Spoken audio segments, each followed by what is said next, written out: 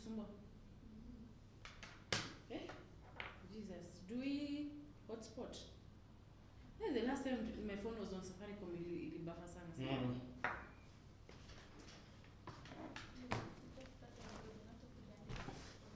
I'm testing the live what was your own guys. Oh, you can test the live? Just the live also for that.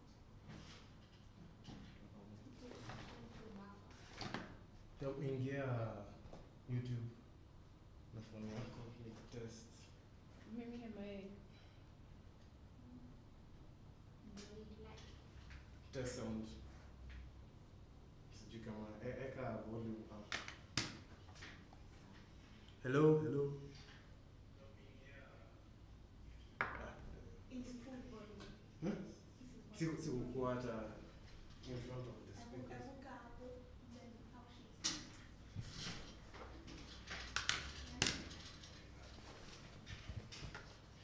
talk. No, nimeka. Iko na lag. Hello viewers. It has a lag. Lazima kuwa na lag. But sound iko sawa. Bado sijakaa, sikuwa nime.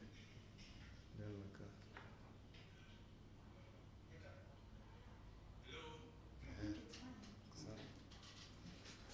That's done. Now it's TikTok.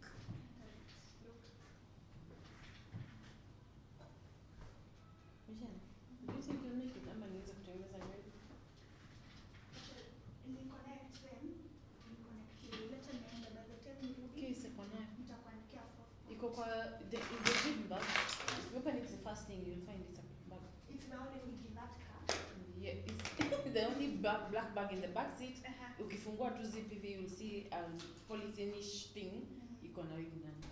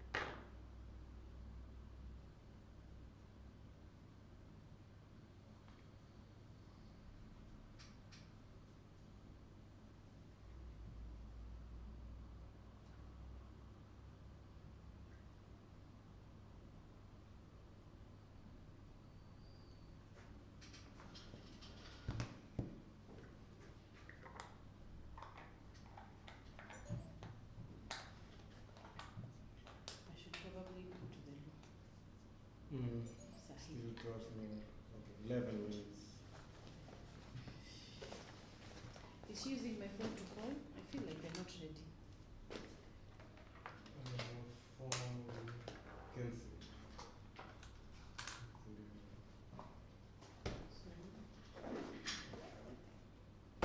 See, my phone is TikTok, her phone Instagram. Your phone is the one which is doing the calling.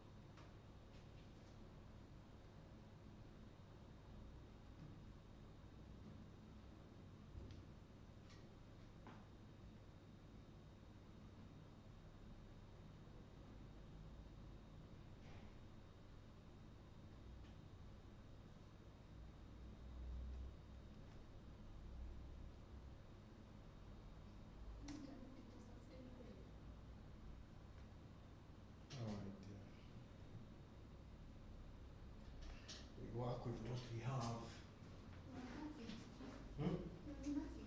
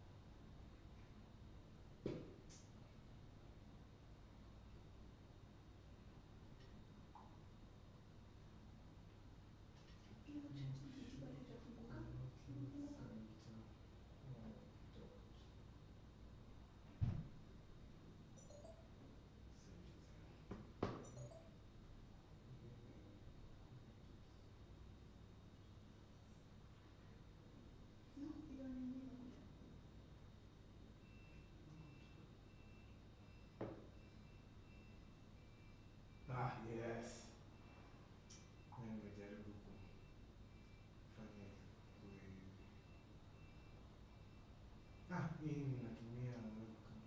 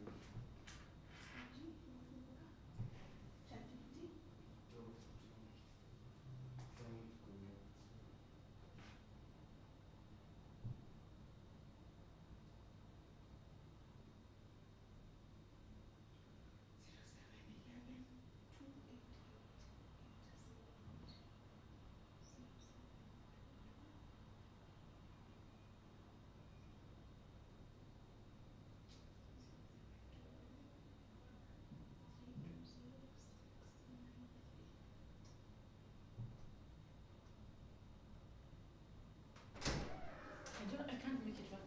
It's not there's no time. Yeah, I don't see the problem with your hair. Okay. Are we okay? Are all Simon, it's 54 past.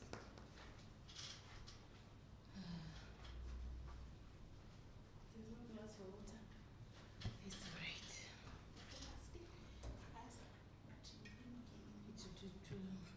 He pays or not?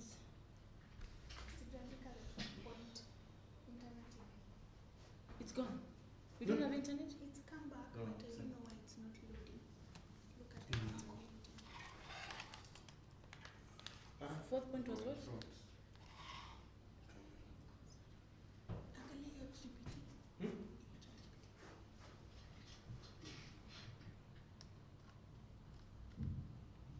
It would be nice to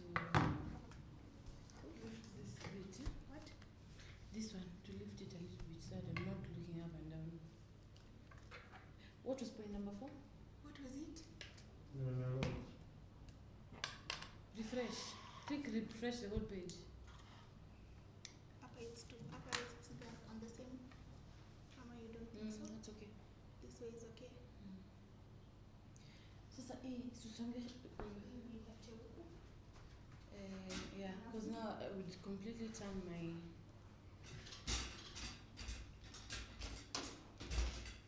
Like that. mm, Like that.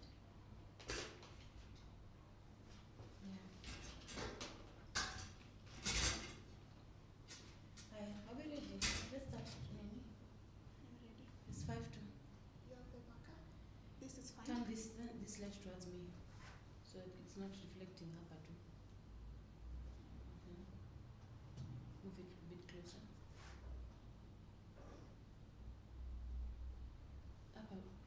Ama ongeza light kwa nini? Smoke. Ongeza light kwa simu yako. Yes. Much better. There in the middle. There. That way.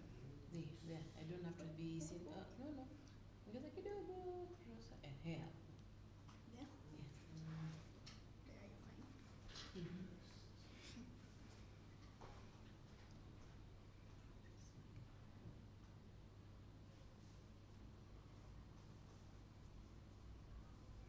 We're going live. TikTok. No, make a caption.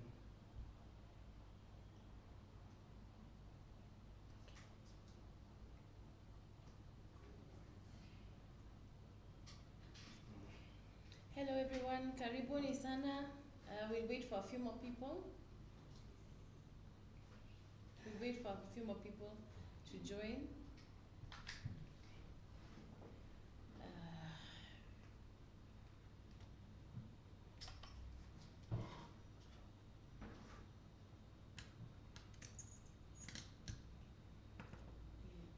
I'm not unlisted.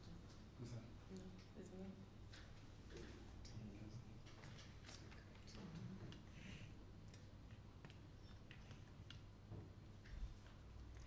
I hope you're able to see me now.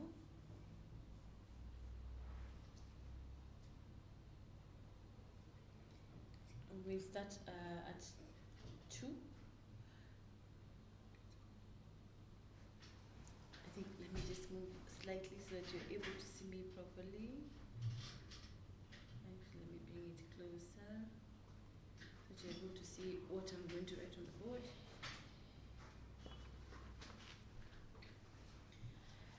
So today we're going to be discussing our like why you should be looking at strategy more than adding more capital to your business. So I hope you're in for a good discussion.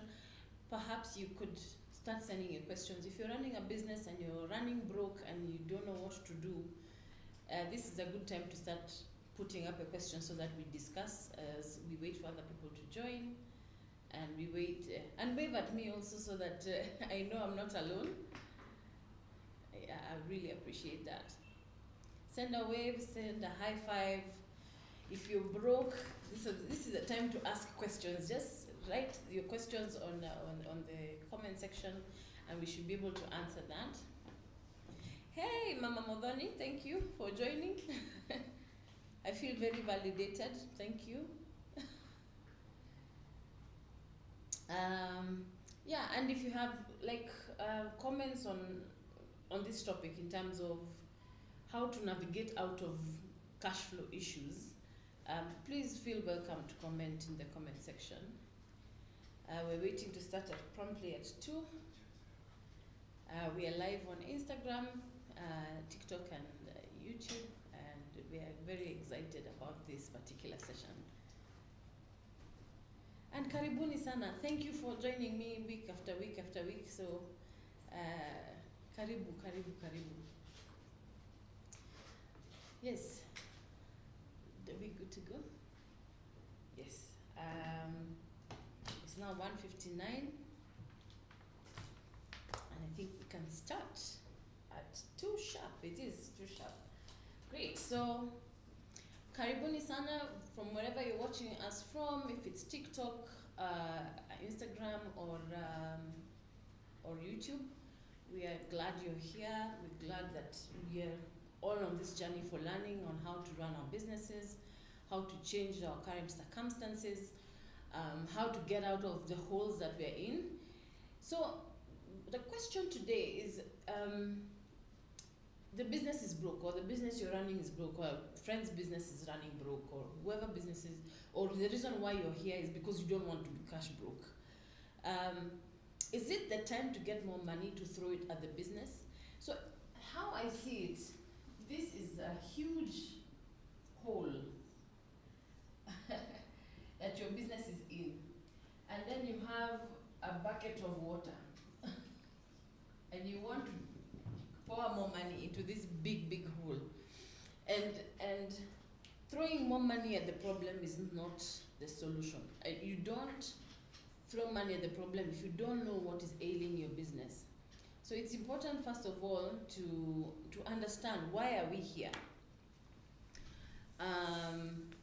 So we'll go over some of the reasons why your business is broke, and then how do we get out of them, so that we are ready next time. So if you're facing this situation, we know how to get out of it. If we are seeing it's a problem that we could face in future, it's something that we can start working on right now. So the number one problem your business is likely facing if you're in this situation, you're cash broke, is you have poor cash flow management. What does that mean? Either you have high accounts receivable. What does that mean? It means you're not collecting money. If your business gives credit, let me put it that, if you give credit to your clients, then you're not collecting on time, then you will get into cash flow problems. So that this is a situation where you find on the profit and loss, I see a lot of people on the profit and loss, they are profitable, but the cash or the bank account is empty. So if you're not collecting from your clients rapidly or on time, or you have arrangements where they're not taking 120 days to pay you, this is how you get out of this situation, where you're removing yourself out of a problem where money is a problem, you're not able to pay salaries on time, you're not able to pay your bills on time.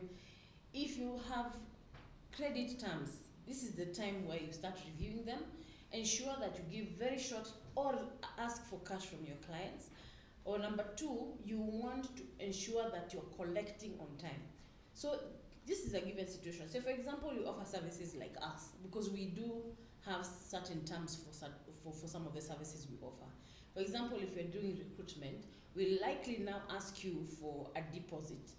What that means is now we're receiving cash for part of the service.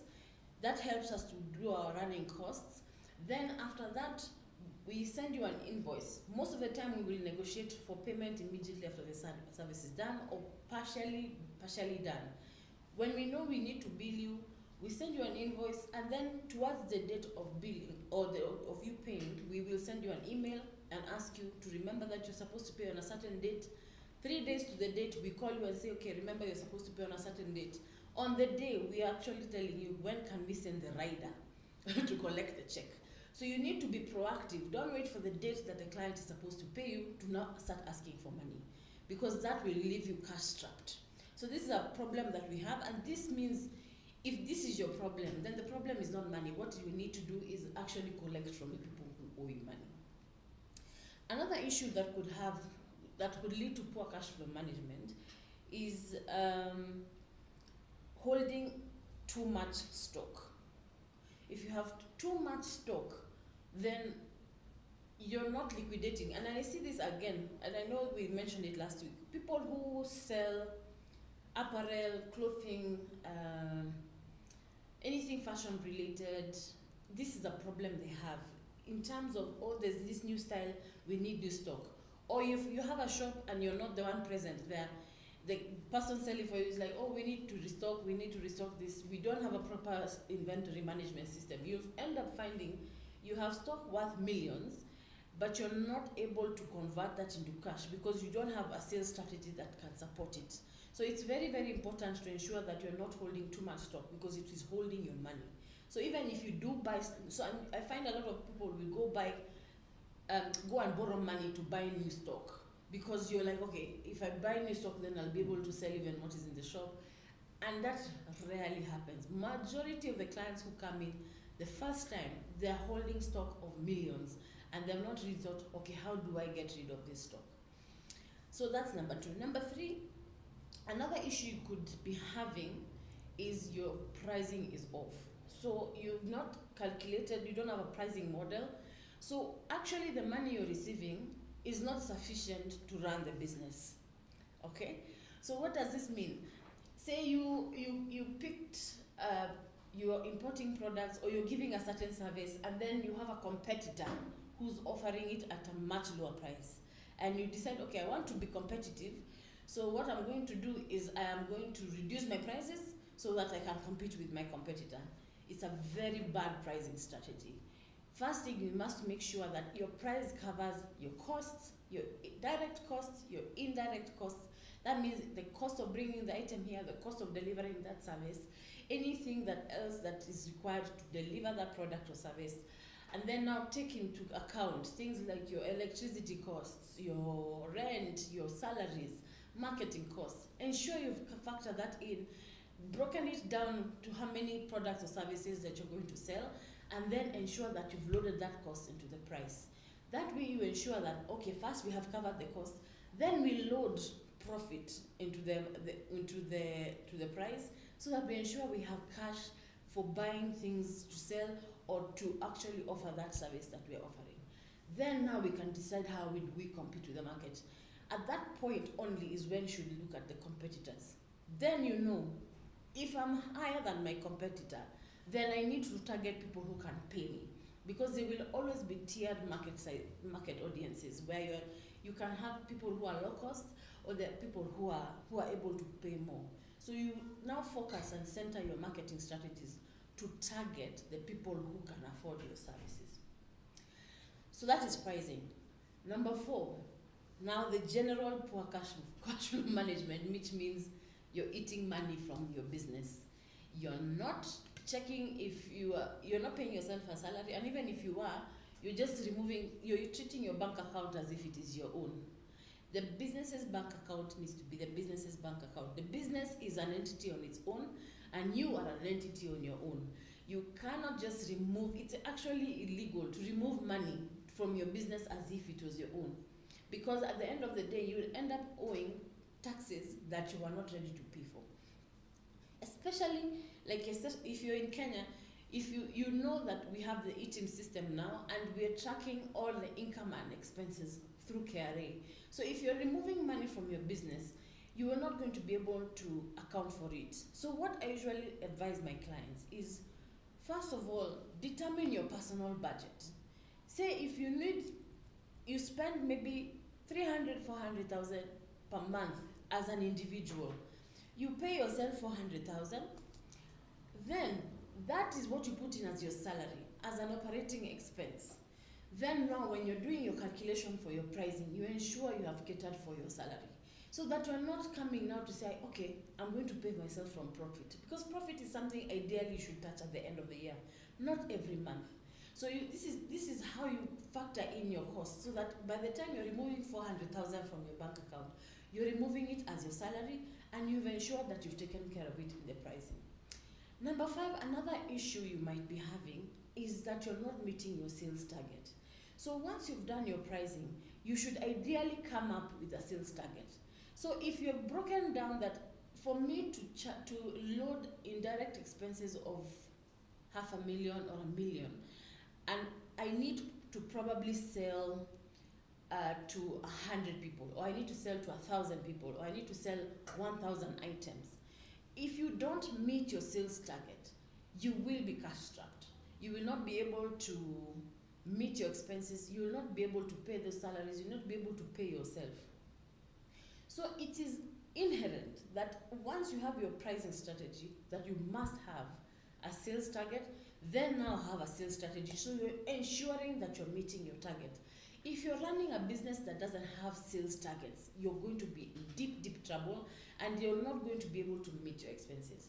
So if you're just selling to see how much you're going to get, you're not in business. You're running an expensive hobby. So it's important that you get your systems right. Ensure you know how many items you need to sell or services you need to sell in a month.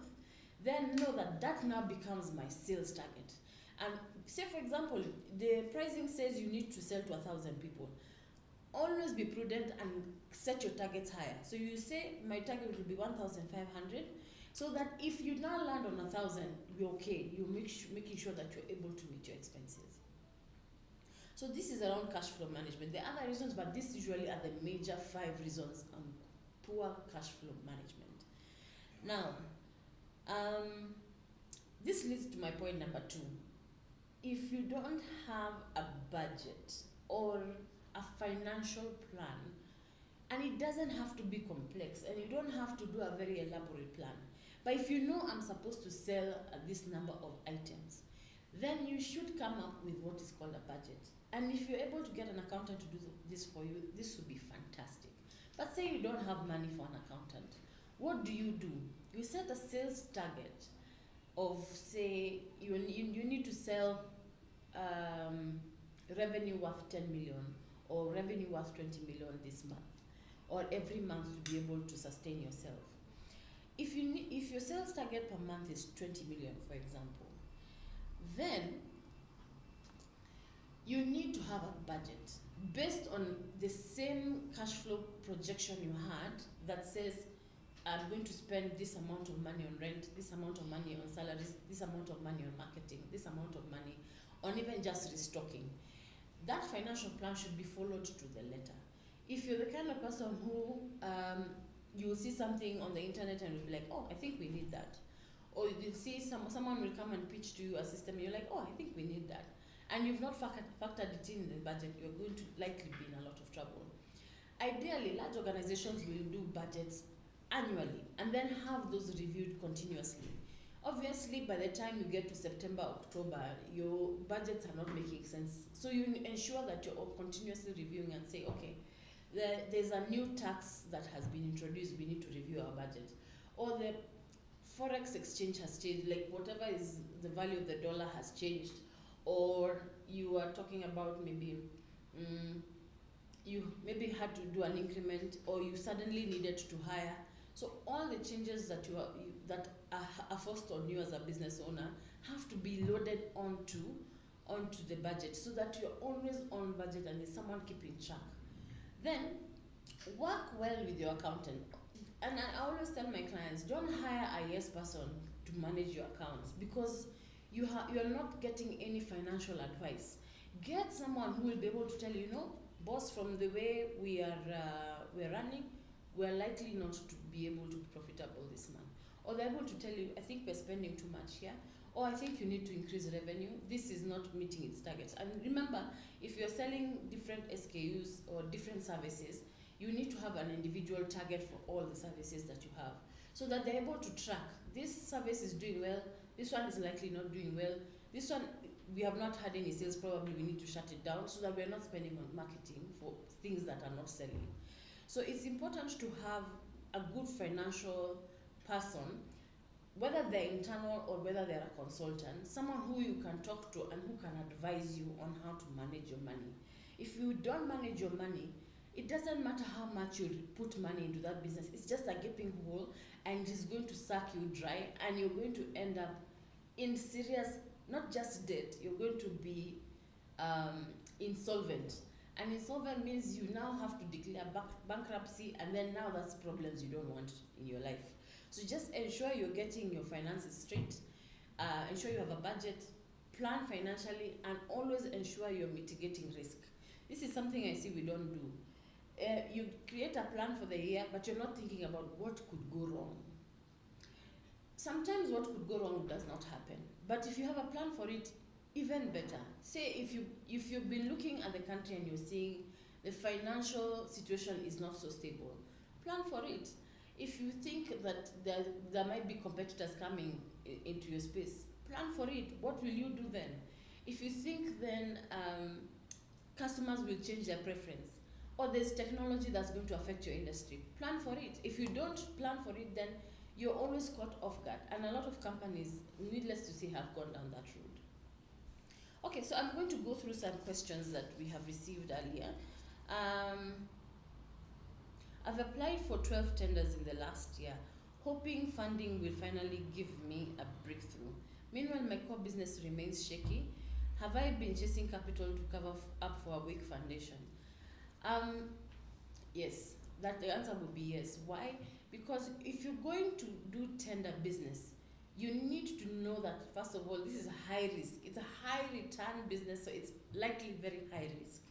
So if you're doing tender business and you're now borrowing to fund, especially, and I wish we knew what you are borrowing for. Are you borrowing for operational expenses?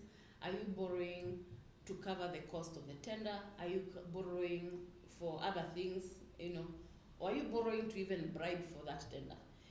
you have to be very careful what you're borrowing money from. Loans are not okay. So depending on your faith or whatever you believe in, many businesses will run successfully on loans. However, the loan has to be planned for correctly. You can't be borrowing for operational expenses. You cannot be borrowing for salaries. You cannot be borrowing for you can borrow for things like you want to buy new equipment, or you are expanding, and so you already can see the trajectory sales that you're likely to make sales. In fact, I prefer a situation where your cash flow is so good that if you are told to pay for that expansion with your own money, you're able to. So it's only healthy for businesses that are healthy. It's not healthy for businesses that are shaky. So if you're borrowing to fund an idea, or you're borrowing for business that you're not guaranteed of, because remember, you're not the only one who's applied for the tender. There's so many other people who've applied for it, and you can't now base a loan or any kind of capital on business that you're not sure of. So that is just risky business. I would not advocate for it. Alright, so another question we've received, my business partner wants us to take a big loan to scale faster. I'm not sure we even maximize what we already have. How do I know if we need capital or just a smarter approach to growth? How you know? Because yes, you can borrow to scale, but also it could be detrimental if you're not ready for it. How you know you're ready is you already have enough cash to maybe fund 60-70% of that growth. You're not applying for funding when you have zero capital. It is able to drop projections based on previous performance that can support that growth. Like whatever profit you're going to make can support the payment of that loan. Remember, in your profit and loss statement, you're not allowed to put the loan installment as an expense. You can only expense the interest. So that means that loan has to come from somewhere, and it can only come from your profit. So you can't be able to sustain a loan if you've not planned for it in terms of currently I'm making so much money. I could use my own money maybe to fund 50-60% of it, but let me use somebody else's money so that I'm able to accelerate and I'm still liquid. Okay, so that is a good point to borrow. That's a good position to borrow from, as opposed to I'm completely cash strapped and I want to borrow. It's a tricky situation there. All right. So another issue that would cause cash flow problems, or that you are broke, is what we call a weak revenue model. What does that mean? Inconsistent sales, or you're depending heavily on a few customers. I have a few clients who rely on 2 or 3 clients who, yes, are doing big business. A client probably is giving you 20, 30, 40 million in one sale. However, the risk is so high because all it needs is for a change in management at your clients, or a more aggressive competitor, or change in technology to completely lose that revenue stream. I've seen too many clients fall because they were heavily invested in 1 or 2 clients. And this happens a lot, especially for people who do business with telcos. Because listen, how many telcos can you serve? Only as much as the ones in your particular country. So like where we are, there may be 4, 5 telcos. But then if 50% is coming from one client, you are constantly at risk, and I would be diversifying my product so that I'm able to get other clients or other revenue streams, so that I am not heavily relying on one customer. So the revenue model there is off. Now, another problem with the revenue model could be your price is low. I think that's we have already discussed that earlier. But if your price is too low to cover your profit margin, that is just a shaky revenue model. You're not in business. Again, you're doing an expensive hobby. So it's very difficult to ensure you're profitable. Another thing, you have what we call, and this one I would be very excited to discuss, a high customer churn rate, If you have customers who come once and leave and never come back, or they come once or twice and leave and never come back, you have a very high churn rate. What this means is ensure your business model ensures that customers keep coming back. Even if you're selling something like houses, say you're a real estate company and you're selling homes, ensure you have a model where your customer is able to buy house number 1 from you, house number 2 from you, house number 3. You've convinced that customer that beyond buying your own home, you're able to buy houses for investment. So buy another home to set up an Airbnb, buy another home, rent it out, buy another home, do something else with it. If you only have customers who come and buy once from you, that is a very poor revenue model. Customers are easier to keep than getting new customers. It is always cheaper to keep your customers than it is to acquire new ones. If you're always acquiring new ones, you'll find that your marketing cost is extremely high. Maybe let me give another example for a business that depends on, I don't know if one of our clients here is willing to allow us to use her example. Say you sell maternal products and people don't give birth in eternity. They'll only give birth twice or thrice or 4 times. If your business does not allow for referral, so for example, if you've given very good services or very high quality goods to somebody and you're not expecting them to come by because it's just not the life cycle for that particular service, you need to ensure you're always collecting referrals, because also again, getting referrals is easier than acquiring a new customer. So your revenue model should allow for repeat business and referral business, so that you're not continuously having to look for new customers and you spend way less when you're trying to retain that customer. So your strategies always need to think about, what is my customer's experience from when they interact with my brand, from when they come and maybe they give a call to us and they are asking us how do we buy from you. Is your process quick?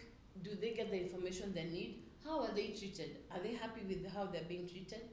Was the service quick? Did they get a convenient option from you? Maybe did they need something delivered to their house? Or did you go above and beyond to ensure that they had a fantastic experience? Were the goods or services of high quality? Are you beating your competitors at the game? So you're constantly looking, how can I be better? Because that now fixes the problem we have in terms of churn rate.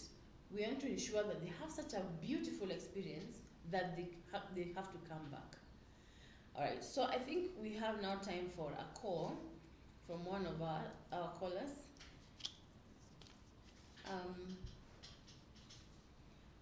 We have a call from a gentleman called Calvin.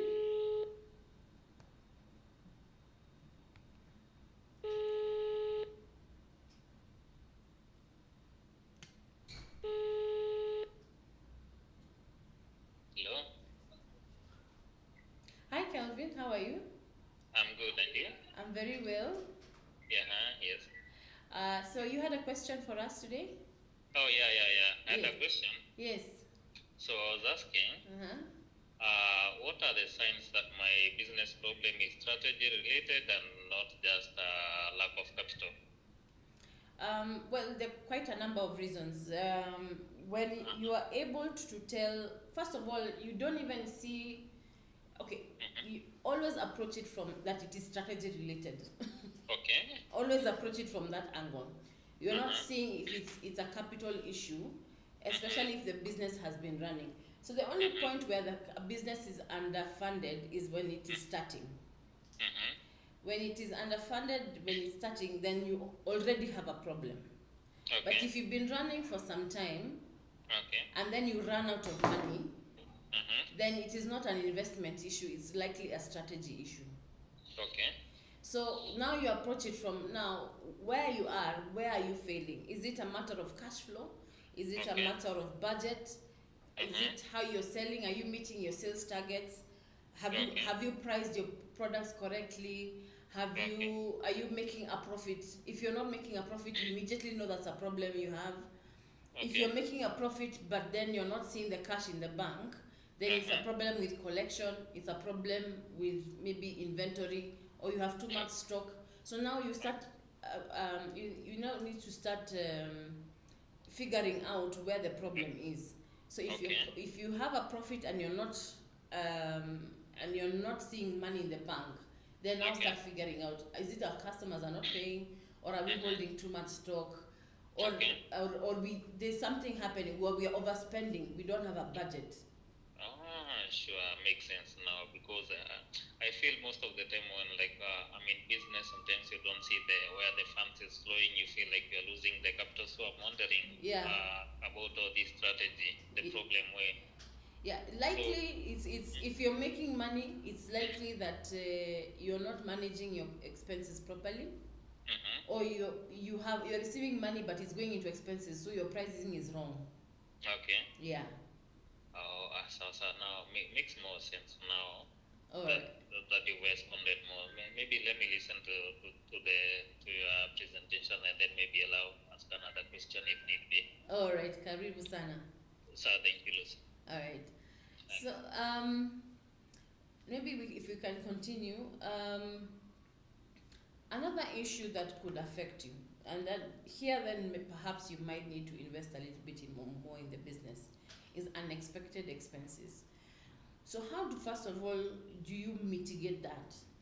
If you have what we call a contingency plan, so you've done your strategy for the year, you know how much you're going to spend on marketing, on sales, on people, on electricity, etc., everything else, and you have a budget that's running, you need to have a plan for contingency. What does contingency mean? It's a safe space. Like, how do I plan for anything to go wrong? It's like having insurance for your business. So for example, if you're selling goods and you have a shop, you need to take care of things like risk for fire, risk for flooding, risk for theft, risk for devaluation. Are you depreciating your products? So what do? You get insurance for those.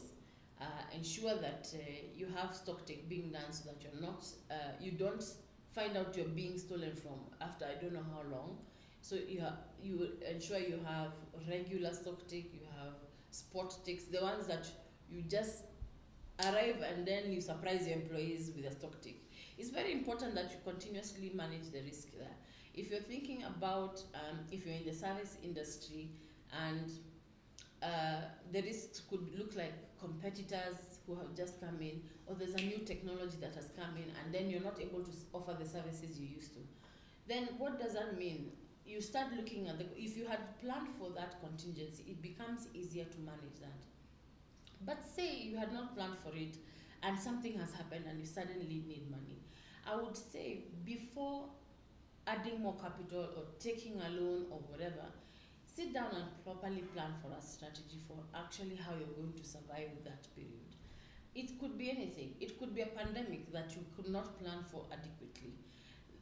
Before you invest more in the business, come back, sit back and say, okay, moving forward, then how do we mitigate?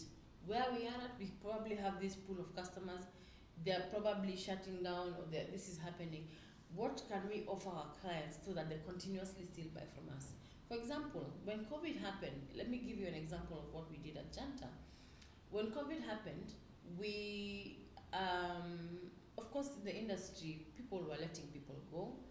Clients were letting people go. They were not looking to hire. They were not looking to even get additional HR services, or they were not looking for consultants in general management, whatever you were doing. No one was looking for a consultant for that particular time. So we shifted and we started helping people let their staff go, to downsize. So now we started selling ourselves as people who are helping you restructure during that period. So you have to sit back and say, okay, I need a new strategy. Do I need more capital at this point, or do I just need to reform and change the services that we have? So you will need a lot of creativity to manage that before just throwing money at the problem. All right, so let me answer one more question that we've received here. So every few weeks there's a crisis: rent, supply demands, or unexpected expenses. I'm always scrambling for emergency loans or quick sales. Is this a sign that we're not planning right, or do we genuinely need more cash? I mean, this is almost self-explanatory. You're not planning yourself correctly. Rent is not a crisis, it's not a surprise. Supply demands are not a crisis, they're not a surprise. They're not unexpected expenses. You know you need to pay for these things, you just need a budget. So it's important that you know that you have to have a budget. There's just no two ways about it. You can't escape them. Don't bury your head in the sand. Approach the problem, bite the bullet, deal with them. And when you do have loans and you are not able to pay for things, sit down with your creditors and tell them, listen, I want to work out a payment plan. This is how I'm going to pay you. This is what I intend to do. Business is low at the moment. I'm only able to pay you at this amount. People want communication. Anyone who you owe money wants communication in terms of what is your plan to sort it out. If you hide or you're not picking calls, it's going to just aggravate the issue. So it's very important that you're actually managing that situation. All right. I think we can take another call.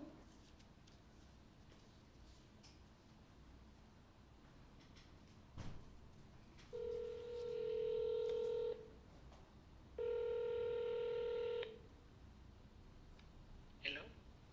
Hi Jael, how are you? Fine. How are you? Very, very well. So you had a question. Hello. You had a question for us? Yes, I do. Yes. And Lucy, knowing that I'm a sales catalyst, yeah. Yes. One of my clients Uh-huh. asked me a question that I really feel is relevant to what you're addressing today. Yes. I was stuck with it, but I think you can guide us through this. Yeah. Now, she says that I'm quoting, I make sales, but I'm always broke. Yes. What strategy gaps might she be missing? If they're making sales, it could be two issues. One, it could be that the price is wrong. So she's making the revenue, but she's not making a profit. Okay. So the pricing is probably the issue. So that she needs to have a proper pricing strategy. Probably she would need to target a different customer set, because then if you're increasing your prices, then you probably need to figure out clients who are able to pay you more. Okay. If she's making sales and she's not having any money, she could be spending the money poorly. Okay. If she's not working with a budget, she's paying whoever is coming, then that is a problem. Okay. Also, if she's making money, but she's not actually receiving the money, that's another issue. So if she's selling, but there's not money coming in terms of, yes, you have sent an invoice, but people have not paid you cash. Okay. So your P&L will reflect a sale, but your bank account is crying. Okay. Yeah, so those are probably the issues that she's likely facing. Okay. Yes. Oh, thank you very much. Thank you very much for calling. Okay, thanks. That's But you're doing a good job. Thank you. It's coming very, very well. You're doing a good job. Thank you Thank very you. much. Thank you. I really appreciate Okay, fine. All right. I think I can answer one more question that we had received. So someone is asking, I built a beautiful e-commerce site and paid influencers to promote it. But weeks later, barely any orders are coming in. My cash is drying up. Could it be my business model that is flawed, not the budget? It is your sales and marketing strategy that is flawed. I love influencers. They're interesting, we like them, and we buy because they influence us. But if your marketing strategy is heavily relying on influencers, you're likely to burn your fingers. And I'll tell you why. From most packages that I've seen for influencers, they could run monthly, obviously, but then you're heavily relying on a very restricted audience. So influencers are good, especially for brand awareness. They're not essentially, okay, many of them might convert, but majority will be good for brand awareness. But you see, in marketing, we want clients to know that we exist, but we also want them to be compelled to buy. And then we want to converse with them so that they actually buy. So there's a whole process for funnel, from marketing, ensuring that they know who we are, ensuring that we are top of mind when they want to buy. And then we need to have a process where we are selling to them. What does that mean? We are convincing them to buy, or we're compelling them to buy from us. It's very hard to get that out of just working with influencers. Influencers are good when you have large budgets and you're able to pay, not even one, you're able to pay 4 or 5 of them. They make your brand aware, but focus a lot on marketing strategies that you're able to do a return on investment. Not to say that influencers don't do ROI, no, they do. And I know some who actually really convert. Another problem I see when we're using influencers is picking the wrong demographic. So you've picked an influencer who has a huge following, but their demographic, or the people who they target, are different from the people who buy from you, or who are likely to buy from you, which is even now an even larger problem, because you've not really had a strategy for how to pick influencers. So if you don't know how to pick an influencer, find a marketing consultant who can help you choose, or find a social media consultant, or find someone who just understands these things if this is new for you, especially if you're starting out. Don't go at it without knowing what you're doing. Another thing you need to check when you're working with influencers is how well do they engage their audience. So the influencer could be right, they have the large following, they talk to them, their demographics are yours.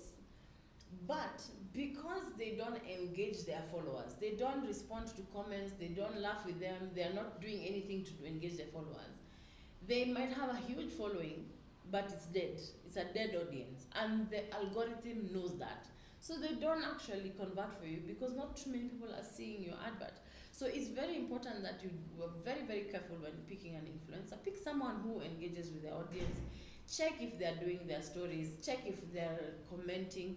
When you're having that conversation, let them show you their engagement, so that you're not picking someone just because they're famous, but you're picking them because they're able to convert for your business.